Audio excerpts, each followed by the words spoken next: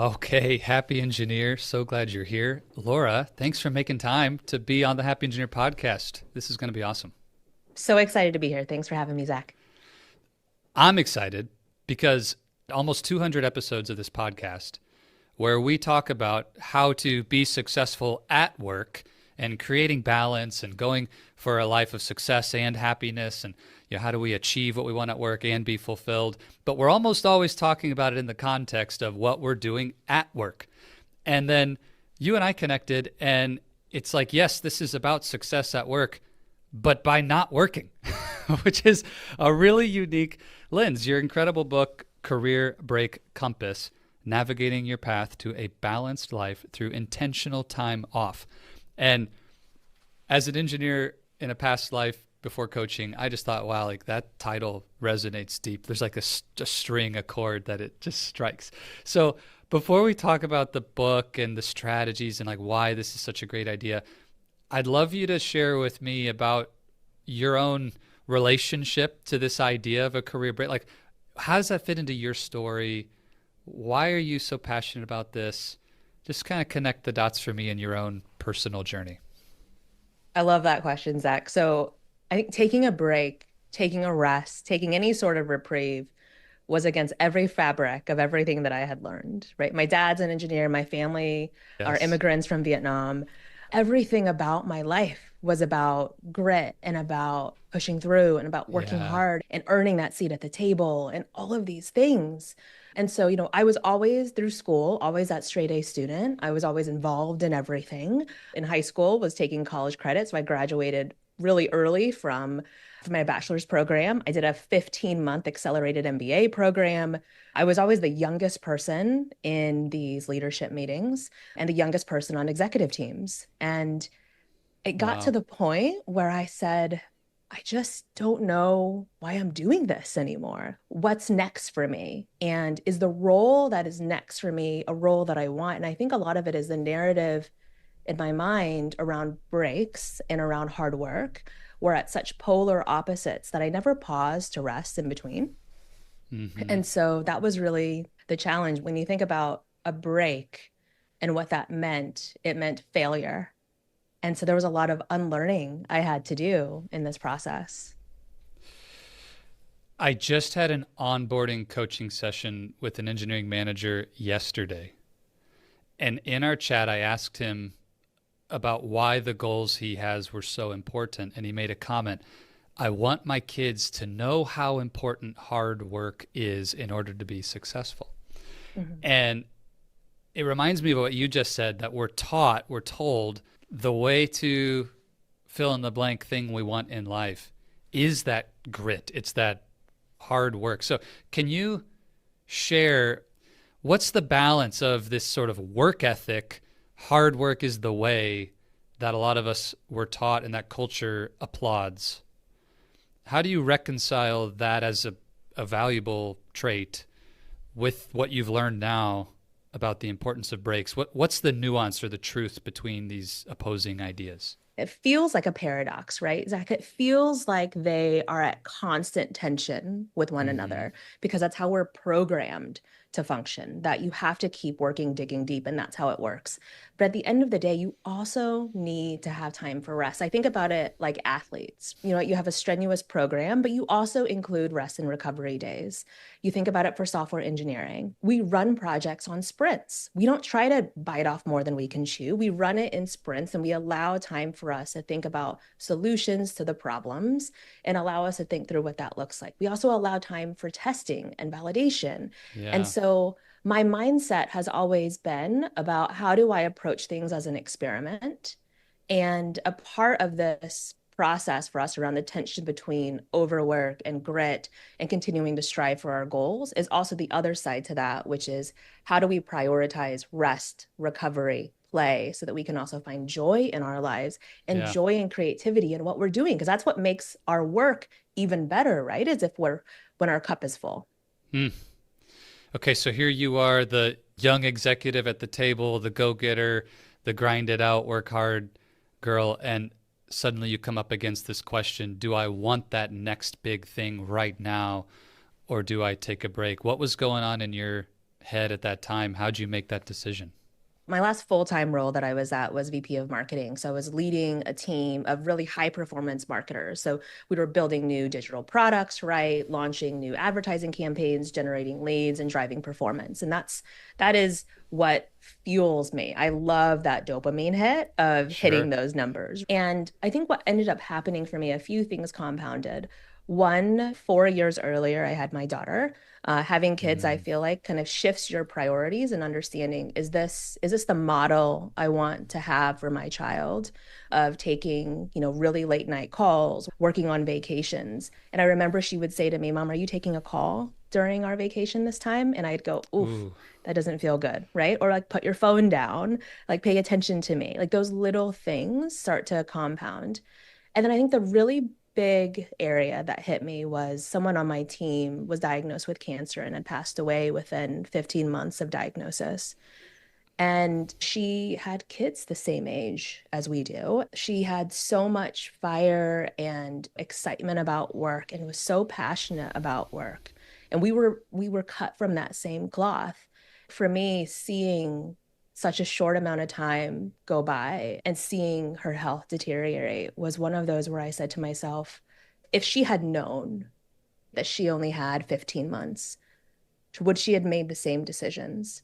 hmm, And that really stuck with me. I remember when I found out about her passing, for weeks after that, I would just grieve holding my daughter at night, yeah, just crying because I was thinking to myself, like, is this what it is? Is this what it's going to be for the next 25 years?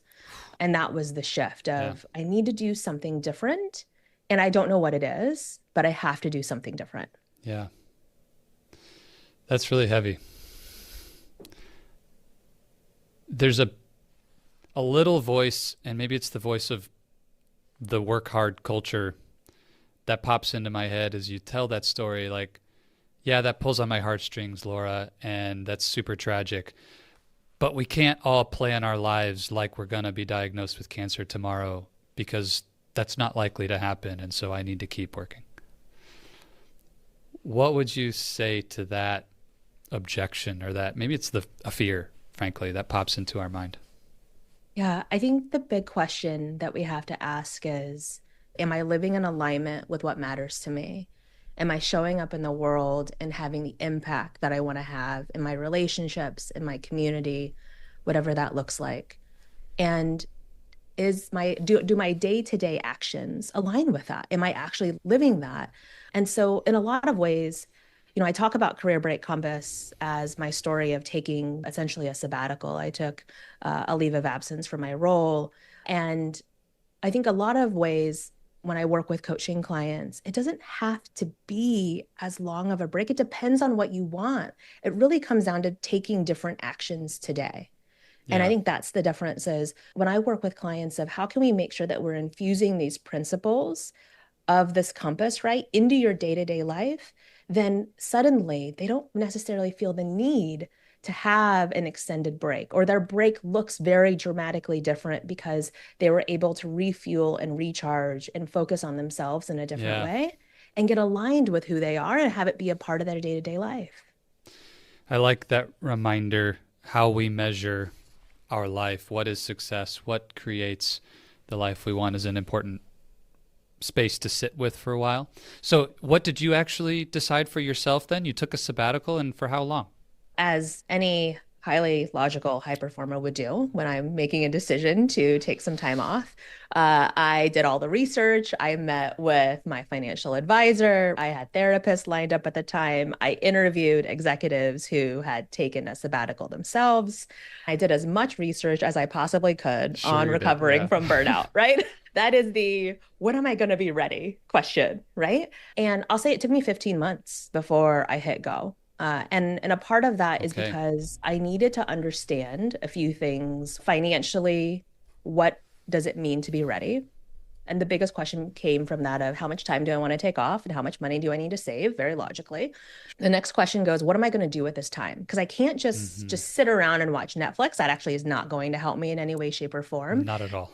right? And so I said, all right, I need to do research around, I had felt like I had lost my mojo a little bit. Like the things that I felt that I loved, my curiosity, I just felt like had deteriorated over time as really a result of burnout. And what it came down to was understanding the research around how to rewire our brains, but also really think about how do we heal ourselves and shift our thinking and this deprogramming you and I are talking about. So I Mm-hmm. structured it as initially a 3-month break that then I added one more, of course. So I did a month of play, I did a month of pause, I did a month of plan, and then I did a month of pursue, which is actually the execution Mm. component. And so when we think about play, the power of play, right, is around flow and curiosity and bringing joy back into our lives. And typically, when we're in midlife and we're at this kind of mid-career component, we have put play on the back burner so that we can advance in our careers. Right. And so think about it as leisure time. We've just kind of let go of leisure time and we just move to the grind, right? And when you do that for 18 years, you start to feel your body have a shift, right? Where maybe you're not as healthy as you used to be, right? You're not as Mm-hmm. fit as you used to be. You've skipped meals or you travel a lot. And so you're not in the shape that you want to be. So that's one component.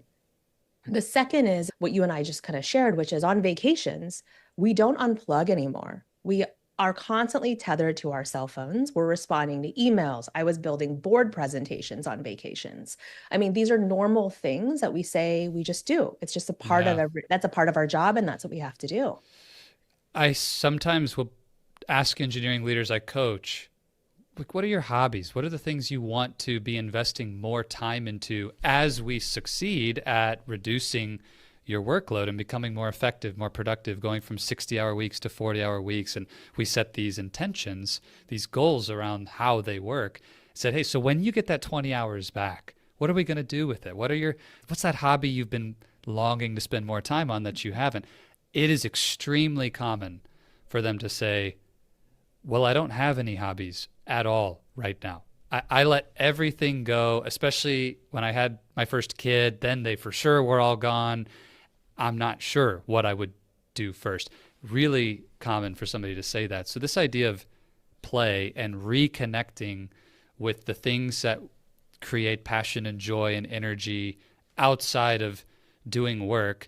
And what I wanted to hear your perspective on, Laura, is some engineers will tell me, and I can relate to this even in what I do now, but especially back when I was a young engineer, there is passion and fun. And like, I like my work. It's fun to do the work. Sometimes, especially at the beginning, work feels like it is play.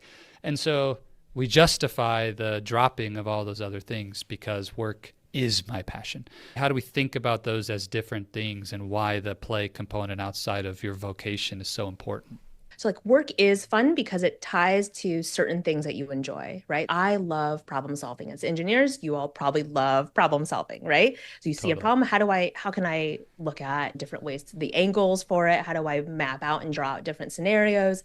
That's the fun part of it. That's what kind of makes our brains click.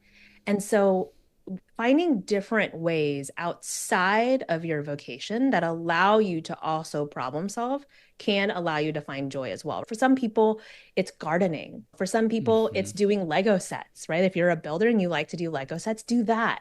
For some people, it's screaming at the top of their lungs on a roller coaster. Like whatever that adventure looks like for you, it's about leaning into that. Mm. And your comment around people not knowing when you ask them the question, what do you do for fun? I hear the same answer every single time I ask that question as well. And a part of that was the catalyst for I built a new, an AI app essentially where you can include what city you live in or what city you're going to. And we're going to build out your plan for what you can do, whether it's a weekend trip, a week trip, or a 2-week trip that you want to look for. And your Cool. entire itinerary is going to be built for you because the barrier that people have is thinking of what to do. Yeah. And if we can remove that equation for them and say, hey, look, like here's 3 things you can do, go do them now, it makes things just a lot easier. It's the decision Super paralysis good. component. Yeah. The old physics nerd in me, this is static friction is greater than sliding friction. To get moving is always harder than to just let it roll. And so that's awesome. get things started. So these 4 parts of your sabbatical plan, as it were, I want to come back to this because it's a really beautiful flow through the piece. So play, and then the second was to pause. What's that all about? When you think about taking time for reflection, gratitude practices, meditation, things that allow you just to slow it down, right? Mm-hmm. Like we're so often just sprinting to the next thing. And slowing down could mean celebrating a win. In your planner every day, write down what you're celebrating that day. For me personally, I went on a meditation retreat. I had always been intrigued by meditation and breath work. I just couldn't figure out how to do it. I couldn't go 2, maybe 3 minutes meditating. And I went on this meditation retreat and I was going 4 hours and it felt so good, right? Yes. Like getting out of your head, this busy mind that Dr. Romy talked about in one of your previous interviews. Mm-hmm.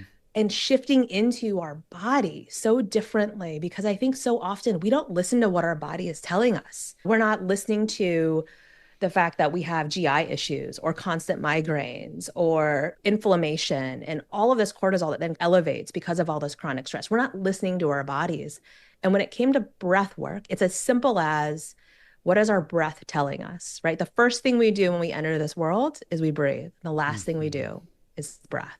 And so when we think about the in-between, our body is trying to tell us, are you having a hard time letting go if you can't exhale? Are you having it when you're breathing in, when you're having that resistance? Are you having a hard time receiving? What is our breath telling us? And I had to learn that so deeply. And I had a wonderful breath work coach and instructor, and it has dramatically changed my life. I'm a huge fan of breath work.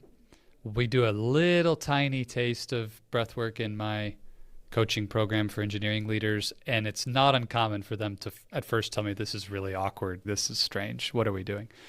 But I love what you said, and the other thing I'll build on, not only is it the first thing we do when we enter the world and the last when we leave, but I remind people, how much time do you spend thinking about your fitness and your exercise plans? And we buy programs and we buy gym memberships and we do all these things for fitness. But how long can you go without working out?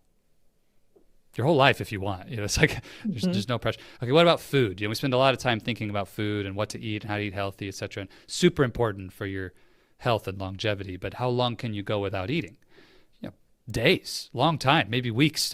This depends on the situation. But like you can go a long time without food. But how long can you go without breathing? It's like minutes and you're done. It's game over. It's like, wow, this is the single most important thing that keeps you alive of anything that's happening. And we don't spend any time thinking about it. So I didn't intend to turn this into like a plug for breathwork, but I really agree with you. That's a powerful thing to include as a life practice, but to really focus on it in a time of taking a break, what a great decision. That's awesome. I love that you love breathwork too. And I think one of the differences, right, is because it feels awkward, it's about how do we schedule it into our day. And when we think about play, pause, plan, and pursue, the key is the panic that people feel in pause, right? In play, you're moving. It's what we're used to. You're constantly doing something, right? In pause, there's a difference because all of a sudden you're looking at your calendar and it looks free for the first time in your entire life. And what we have to make sure that we're doing in pause is taking essentially an Excel sheet and looking at your 30-minute blocks and blocking time, just time blocking, how you're including pause into your day-to-day life is really, really key. That could be breath work, that could be meditation, it could be journaling, or it could just be taking a walk. Yeah.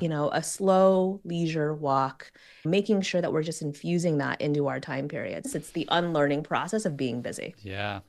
Okay. That word panic. This is so true. And I wonder if you could explain what you've discovered in why that happens. And just as an anecdote, one of the challenges that many of the engineering leaders I work with will go through in our coaching is a 2-hour solitude and silence pause. You just block 2 hours, no journaling, no listening to podcasts, just go sit in nature somewhere and just look around, observe, listen to your thoughts, just be there for 2 hours. Solitude, silence, 2 hours. A pretty high percentage of my clients dread this activity, that panic feel like, what am I going to do? This is going to be awful. And the first 10 or 15 minutes, they get into that panic state. Why does that happen? First off, I love that you do that. So good. So I think the reason that we put ourselves into such a busy framework is that it's so tied to our worthiness. If I'm Oof. doing something, then I feel like I'm adding value. If I'm planning something, I'm adding value. Activity starts to define our worthiness. And in the absence of that, then fear arises because then it goes, well, am I worthy? And if I'm not, Mm-hmm. then what is this? All of our insecurities start to flood in during that time. I tell all of my clients that pause is the hardest of all of the P's. Yes. And it takes a lot of practice. And it's something I continue to work on constantly. I just got back from another retreat 2 weeks ago, and that one was dramatically different than my past ones. That one shook me. I'll be honest, Zach. Like it was a very Mm-hmm. different Mm-hmm. experience for me. And you never stop learning about yourself and your own introspection and where you want life to go and what value you want to create on this planet. I think it constantly shifts. And so I think a lot of people are looking for purpose. Yeah. My definition of purpose, I think of it as an equation. I think of it as curiosity plus practice equals purpose. And as I think about that, it goes, okay, that means that I have to be open to what the pause is telling me.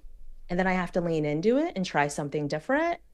And then inherently, what will show up is, does this feel good or not?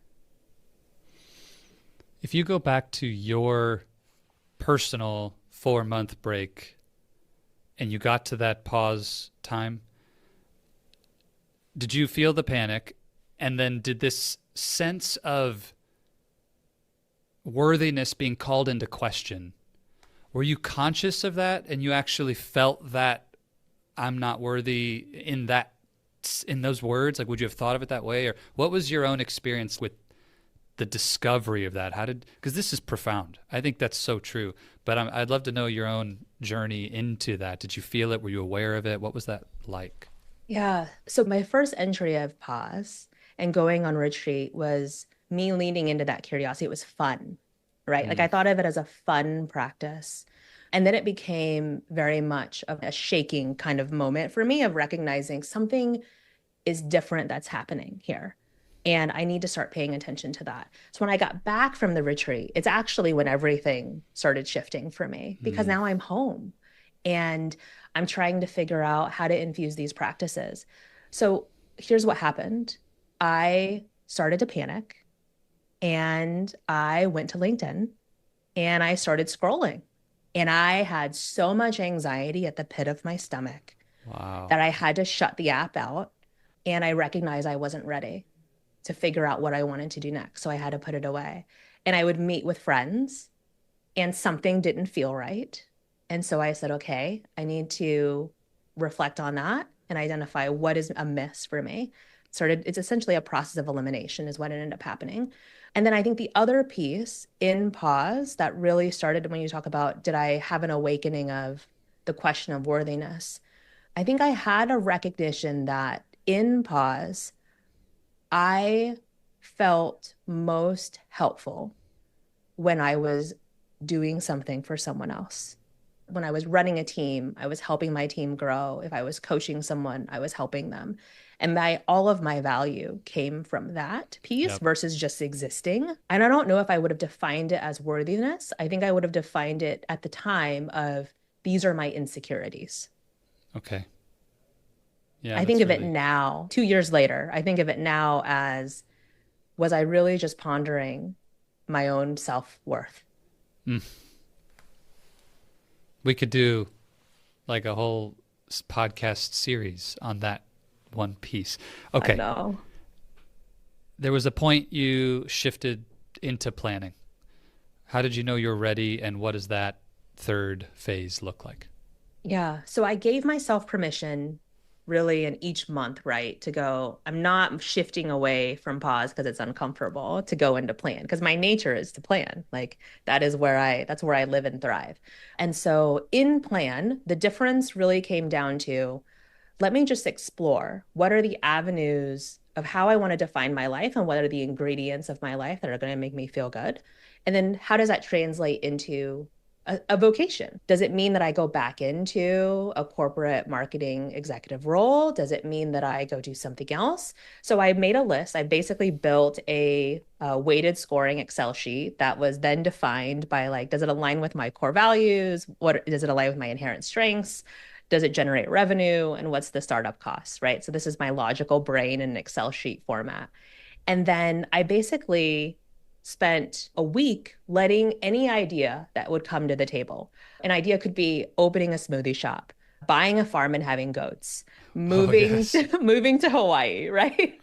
This is so Living good. on a cruise ship for a year, like I all of like the these goats things, idea. I definitely sign me up for the goats. right? Right. Okay, so Um, no idea is a bad idea. Let No it idea is flow a bad in. idea. Let it all flow in. And, the practical ones, of course, all flowed in as well, which is go get a corporate marketing exec job, Sure. shift into consulting work, be a fractional CMO, do coaching, write a book, do diversity, equity, and inclusion work, things that I kind of care about and fuel me. And so I took all of those and I scored them and I ranked them. And I said, okay, I'm going to take the top three and I need to find out what information do I need to know to make a decision. Yeah. And so for each of them, I scheduled basically interview meetings with people who were in those roles to get intel. Really What are the things I need to think about? And then I said, okay, what is my body telling me when I'm having these conversations? Is it causing anxiety or is it excitement? Because they're different. And then I leaned into it and I said, I'm going to do a experiment. I'll pick let's say the top one, do a 90-day experiment and see how it feels. And if it feels good, then I'll keep going. And if it doesn't feel good anymore, then I'll shift. amazing. I really love, as an engineer, the sort of disciplined pursuit of the information because time does not help us make decisions. Information helps us make decisions. And then to pursue with that test engineering mindset, like, hey, the one decision can be corrected by another decision. It's okay to pivot if in 90 days I'm not happy with that. And of course, we know the finish line, at least at this point, but is there anything that I missed in between? So did you go straight into the coaching and the book writing and everything that is your genius now in supporting people in this practice, or was there another stint before this? So I actually have two arms of the business. So Soul Solutions is my performance marketing consulting side. I Okay, love what I recognized for myself was I still love the data. Like there are components of, different roles that necessarily fuel me, but the day-to-day analysis work driving performance in organizations did fuel me. Now you have cool. to do it sustainably. That's the key is I don't really believe in peak performance because that means that there's a high and there's a low. I believe in sustainable growth, right? And so it's about how can we have a trajectory that is sustainable for people that doesn't burn a team out. So I do executive coaching on that side for organizations to help really their marketing teams continue to grow and flourish and hit the goals that they need to grow their companies. But in addition to that, the other side, especially for Career Break Compass in the book, is helping high achievers like you and I try to figure out how to live lives that are both fulfilling and also be able to do great work as well. Yes. Because they can have you can have both. It doesn't have to be a binary decision. Hmm. So I think you mentioned earlier it took you 15 months of deep research before you were able to pull that trigger and make the decision to take a career break. So I'm going to shamelessly and selfishly steal some coaching from you to shortcut that for myself or anyone else who wants to explore this. So you mentioned too, like it doesn't always have to be 4 months. Career breaks can look a lot of different ways for different people. So would you be willing to share with us, with all the clients you've supported and now that you've written your book and you're so well known for this kind of niche expertise of how do you do a career break well, get the results you expect from it, and then catapult into your future. First of all, how do you make that decision if you need one? And then what are the different flavors of this? If you were going to describe different types of breaks people take, just in brief, what does that look like? Yeah, great question. So a couple of things to your point. So the first one is in a coaching engagement, to your point, I do not want people to take 15 months. I would say that I probably spent 12 months dragging my heels and Yeah, right. spinning into indecision, and really 3 months doing the planning. So what I try to help folks do is let's accelerate your process in an 8-week time period, right? So the first thing we have to do is let's understand the fundamentals of why do you want to take the break? Let's Hmm. really get clear on what is your intended outcome. So we've got to set goals is really first and foremost. The second goes into, all right, let's talk about the tangibles, which are, let's take a look at what's your financial plan. So how much are you spending today on the last 6 months from an expenses perspective? And if you want to take a 3-month break, then we need to take a look at how much do you need to have saved logically to be able to do that. I want to make sure that people don't put themselves into a financial crisis because of this situation. Like we have to do it in a smart way. And then the second piece goes into typically at that point, they go, oh, it's going to take me maybe a year to save to be able to do this. So then we go, how do we start to infuse bite-sized breaks into your day-to-day life now? Mm, And so then really we good. go through the P's, right? And we go, okay, here's your structured plan for the next 3 months of what's one play activity you're going to be doing every week. How are you infusing pause into your daily practice? And then also each week we go through a planning process of, okay, how did your week go? What are we going to make sure that we pivot on for the next week? So there's an accountability Yeah, really component good. to that. And then pursue, right, is like, let's go try new things. Like, let's go test and try new things. Typically, what I have found, it's really been interesting for me as a part of this coaching process, right, is 60% of the people I work with actually feel like they don't need to take a break afterward because they feel refueled and they've actually changed their routines and behaviors. And that's actually the goal. The goal is that we can manage burnout in a different way to infuse bite-sized breaks because we're being intentional. That's really the thought, right? Is an intentional pause for an intentional life, which just means that pausing doesn't mean it has to be a year or 2 years. A pause could potentially be making sure that you're making it a part of your weekly routine. What's the typical break length then of the clients you work with who do decide to go on some form of sabbatical? Is it still in this 3-4 month range, or what have you seen people deciding? So some folks will actually take a leave of absence from their organizations or take a mental health leave. That typically for US folks is a 12-week time period. So that inherently is basically a quarter, right? It's a 3-month flow. I would say that's pretty common for folks who are taking that type of leave. There are folks who are planning more of a longer term break. These are more of your sabbatical explorers that are taking a full year off. I typically, to be honest with you, don't work with that audience of folks. I work with the Okay. folks that are more in a 3 to 4 month window because they get to a spot where they're looking to re-enter. Yeah. And so they've taken the time off and now they're looking to re-enter differently than they did before. And so I'll help clients do that transition as well as here's your time off during your 3 months, and then here's your first 100-day plans to Yeah, to be coming able to back. onboard in a role that feels good for you so that you can be successful but also sustainable. The last quick thing that stands out as a big fear I would have facing a break in that coming back phase. What do people think about me coming back from this 3-month break? And how do I message this in an interview? And what damage is this going to do to my long term career growth? Help me relax, Laura. I'm freaking out here. Like, how am I going to get a job again with all these other people flooding the job market who did not take breaks and I did? And then long term, is this going to hurt my growth opportunities? Now that you've coached so many people and you've talked to so many folks who've done this, what's the real story about those two beliefs, that it's going to be hard to get a job again and that it's going to hurt my long term prospects? That is the most common fear that we hear in terms of coming back to work and what does that look like? That is all rooted in lack of self-confidence, right?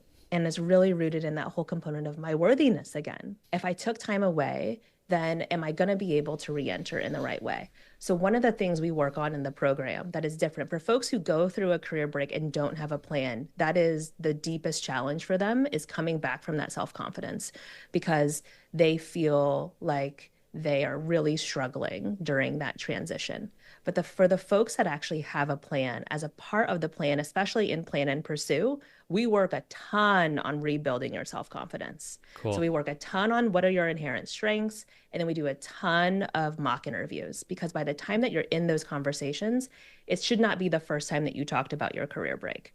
And so what we typically do is we talk about, yes, this is the time that I took off. Here are the things I learned from it. And here's what I did during that time period. And then you Really good. pivot immediately into what value can you deliver to the organization. It doesn't need to be as big of a conversation that we think it needs to be. Yeah. And that is the challenge, is it's all in our head when we're having those interviews. And typically it is a one sentence response that you can then quickly pivot over into the role and your excitement for the role. And now you're ready, refueled, recharged, and ready to go. I love that. Don't make it a big deal. If you make it a big deal, it'll feel like a big deal to that interviewer on the other side of the table. If to you it's an obvious catalyst to your success and being ready to crush it in this job, and here's why I'm the perfect fit, Yeah. then that's what they're going to experience. Yeah. And I think one ad I would have, because I know you had a recent podcast also on layoffs. And so when you think about, I think it's as of July 2024, there's been 1.1 million people that have been laid off in the US, right? Huge number. So when we talk about career breaks, I don't always talk about it as a career break by choice. Fair. Sometimes it's by circumstance. And in those situations, rebuilding your confidence and having a plan for your time off is even more important, because it feels like you took a hit. But the truth is that a door opened for you that now you can really think about things differently and go through the same P's, right? And make Yeah. sure that you're having fun again. Be intentional about pausing and really be thoughtful in planning how you want to pivot into your next role. That's awesome. So if someone is mid break by choice or by layoff and they're really struggling with this, is it okay for them to still connect with you and just pick up right in the middle of that challenge and start working on those next steps? Is that something you do?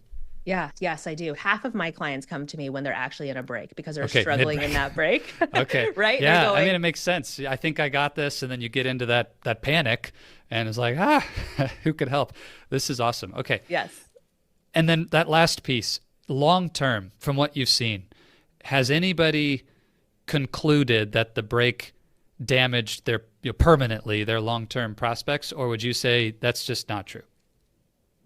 It's not true if you don't allow it to be true. It can't be Yeah. a narrative in your mind, right? Think about the CEO of Guardian, the previous CEO of Guardian Life took a 2-year break. And she talks about how she went and she enjoyed family time. She took her kids on college tours. She traveled a bit. And then she was ready to take on her next role. There's CFOs. I've got folks on my website that are CFOs who took time off to be able to reset, recharge, enjoy a break between their next C-level role.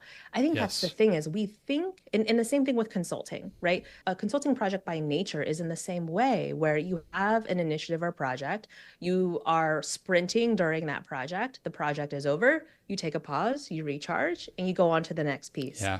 It doesn't always have to be a constant sprint, right? Like we have to Hmm. make sure that we're infusing that. And I think that's the thing, is giving ourselves that permission to recognizing that pauses, career breaks, whatever it might be, career gaps, we need to start normalizing them, because we all have them, is the reality of the situation, Yeah. especially with the nature of layoffs being so normal. One of my coaches, I'll never forget when he said to me, Laura, I asked a question about how. I said, hey, how do you do that so easily? And he replied to me, Zach, it's easy to do that when you live in a world where it's easy to do that.